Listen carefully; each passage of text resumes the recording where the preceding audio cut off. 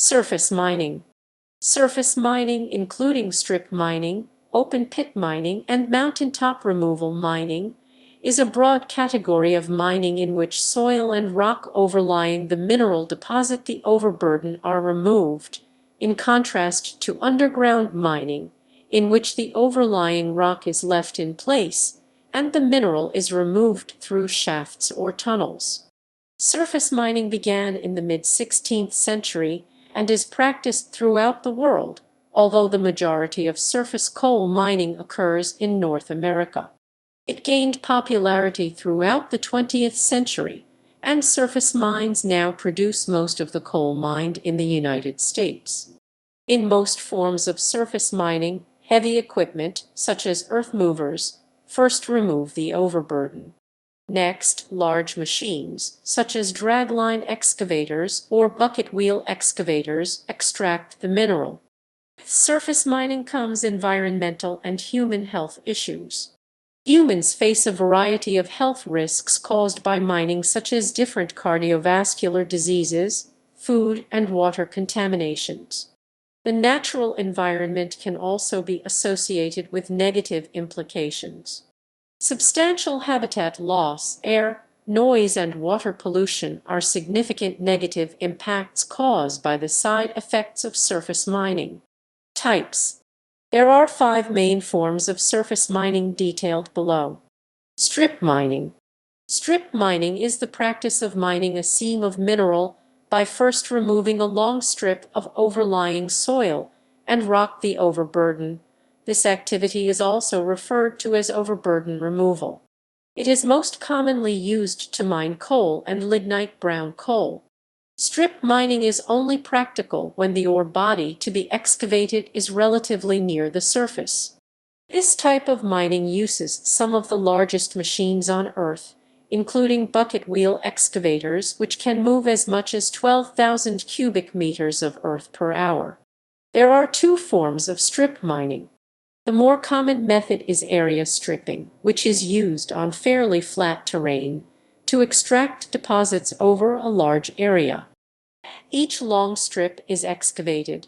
The overburden is placed in the excavation produced by the previous strip. Contour mining involves removing the overburden above the mineral seam near the outcrop in hilly terrain, where the mineral outcrop usually follows the contour of the land. Contour stripping is often followed by auger mining into the hillside to remove more of the mineral. This method commonly leaves behind terraces in mountainsides. Pros. It has a low cost of money. It is a lot safer than mining underground because you are above the surface. Cons. It is hazardous to human health. It is harmful to the environment because of all the plowing and moving of the rubble. Open pit mining. Open pit mining refers to a method of extracting rock or minerals from the earth through their removal from an open pit or burrow. Although open pit mining is sometimes mistakenly referred to as strip mining, the 2 methods are different. See above. Mountaintop removal. Mountaintop removal mining (MTR) is a form of coal mining that mines coal seams beneath mountaintops by first removing the mountaintop overlying the coal seam. Explosives are used to break up the rock layers above the seam, which are then removed.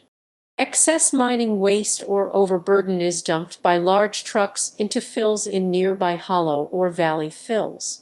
MTR involves the mass restructuring of earth in order to reach the coal seam as deep as 400 feet 120 m below the surface. Mountaintop removal replaces the original steep landscape with a much flatter topography. Economic development attempts on reclaimed mine sites include prisons, such as the Big Sandy Federal Penitentiary in Martin County, Kentucky, small-town airports, golf courses such as Twisted Gun in Mingo County, West Virginia, and Stonecrest Golf Course in Floyd County, Kentucky, as well as industrial scrubber sludge disposal sites, solid waste landfills, trailer parks, explosive manufacturers, and storage rental lockers. The technique has been used increasingly in recent years in the Appalachian coal fields of West Virginia, Kentucky, Virginia, and Tennessee in the United States. The profound changes in topography and disturbance of pre-existing ecosystems have made mountaintop removal highly controversial. Advocates of mountaintop removal point out that once the areas are reclaimed as mandated by law, the technique provides premium flat land suitable for many uses in a region where flat land is rare. They also maintain that the new growth on reclaimed mountaintop mined areas is better able to support populations of game animals. Critics contend that mountaintop removal is a disastrous practice that benefits a small number of corporations at the expense of local communities and the environment. A U.S. Environmental Protection Agency (EPA) environmental impact statement finds that streams near valley fills sometimes may contain higher levels of minerals in the water and decreased aquatic biodiversity.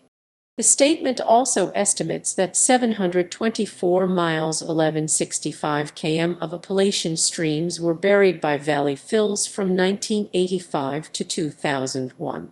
Blasting at a mountaintop removal mine expels dust and fly rock into the air, which can then disturb or settle onto private property nearby. This dust may contain sulfur compounds, which some claim corrode structures and tombstones and is a health hazard. Although MTR sites are required to be reclaimed after mining is complete, reclamation has traditionally focused on stabilizing rock and controlling erosion, but not always on reforesting the area. Quick-growing, non-native grasses, planted to quickly provide vegetation on a site, compete with tree seedlings, and trees have difficulty establishing root systems in compacted backfill. Consequently, biodiversity suffers in a region of the United States with numerous endemic species. Erosion also increases, which can intensify flooding. In the eastern United States, the Appalachian Regional Reforestation Initiative works to promote the use of trees in mining reclamation. Dredging. Dredging is a method for mining below the water table. It is mostly associated with gold mining.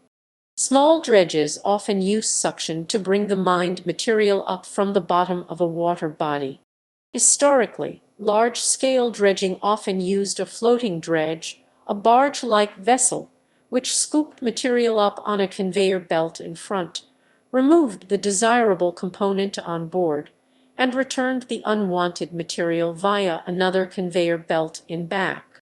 In gravel-filled river valleys with shallow water tables, a floating dredge could work its way through the loose sediment in a pond of its own making. Highwall mining. Highwall mining is another form of mining sometimes conducted to recover additional coal adjacent to a surface mined area. The method evolved from auger mining but does not meet the definition of surface mining since it does not involve the removal of overburden to expose the coal seam. SERB Final Report No. 2014 for Highwall Mining, Design Methodology, Safety and Suitability by Luo characterizes it as a relatively new semi-surface and semi-underground coal mining method that evolved from auger mining.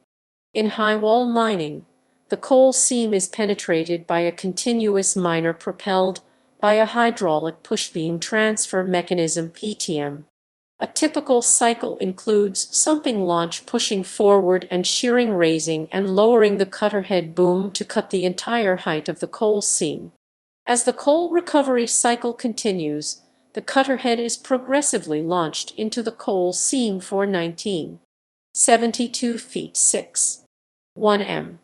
Then, the pushbeam transfer mechanism (PTM) automatically inserts a 19.72 foot 6.1 m long rectangular pushbeam screw conveyor segment into the center section of the machine between the power head and the cutter head. The pushbeam system can penetrate nearly 1,200 feet 366 m proven in 2015 till today into the coal seam. One patented highwall mining systems use augers enclosed inside the pushbeam that prevent the mined coal from being contaminated by rock debris during the conveyance process. Using a video imaging and or a gamma ray sensor and or other georadar systems like a coal rock interface detection sensor CID, the operator can see ahead projection of the seam rock interface and guide the continuous miner's progress. Highwall mining can produce thousands of tons of coal in contour strip operations with narrow benches, previously mined areas, trench mine applications, and steep dip seams with controlled water inflow pump system and or a gas inert venting system. Recovery with tunneling shape of drives are much better than round augering holes, but the mapping of areas that have been developed by a highwall miner are not mapped as rigorously as deep mined areas. Very little soil is displaced in contrast with mountaintop removal. However, a large amount of capital is required to operate and own a highwall miner. But then this highwall mining system is the innovative roadmap future potential and being better competitive in the area of environmental friendly non-mountaintop overburden removal operated by only 4 crew members. Mapping of the outcrop as well as core hole data and samples taken during the bench-making process are taken into account to best project the panels that the highwall miner will cut. Obstacles that could be potentially damaged by subsidence and the natural contour of the highwall are taken into account, and a surveyor points the highwall miner in a line theoretical survey plot line mostly perpendicular to the highwall. Parallel lines represent the drive cut into the mountain up to 1,200 feet 366 and deep 2015 records, without heading or corrective steering actuation on a navigation azimuth during mining results in missing a portion of the coal seam and is a potential danger of cutting in pillars from previous mined drives due to horizontal drift roll of the pushbeam cutter module string. Recently, highwall miners have penetrated more than 1,200 feet 366 and 2015 ongoing records into the coal seam, and today's models are capable of going farther, with the support of gyro navigation and not limited anymore by the amount of cable stored on the machine. The maximum depth would be determined by the stress of further penetration and associated specific power draw, torsion, and tension in screw transporters string, but today's optimized screw transporters conveying embodiments called push beams with visual product development and flow simulation behavior software discrete element modeling DEM shows smart drive extended penetrations are possible, even so under steep inclined angles from horizontal to more than 30-degree downhole. In case of significant steep mining, the new mining method phrase should be directional mining. Commonly used technologies as valuable synergy directional drilling and directional mining are categorized in surface to in seam SIS techniques, dry or wet, dewatering is developed, or cutting and dredging through screw transporters are proactive in developing roadmap of the leading global highwall mining engineering company. Transport. In early stages of moving materials out of surface mines, manual labor, horse-drawn vehicles, and mining railways moved materials. Current practices tend to use haul trucks on haul roads designed into the features of the mine. Environmental and health issues. To properly clean and restore a once operational surface mine requires a large sum of money and extensive remediation plans. Some mining companies do not have the funds to properly clean up, therefore the environment is negatively affected. Federal governments have in place multiple laws and regulations which mining companies have to strictly follow. In the United States, the Surface Mining Control and Reclamation Act of 1977 mandates reclamation of surface coal mines. Reclamation for non-coal mines is regulated by state and local laws, which may vary widely. The National Environmental Policy Act (NEPA), Resource Conservation and Recovery Act (RCRA), Comprehensive Environmental Response, Compensation, and Liability Act CERCLA, and many more. Even with proper legislations in place for surface mining, there are still human health and environmental impacts which occur and have negative implications. Human health. Health studies have been conducted on humans that work or live near surface mines and have found many negative health effects. One particular effect on a human's health is particulate matter, such as particles of dust, metals, acid, and soil suspended in the air can be inhaled and lead to serious repercussions. Once inhaled, they may decrease lung function, lung capacity, cardiovascular desires may arise, and worst case, cancer.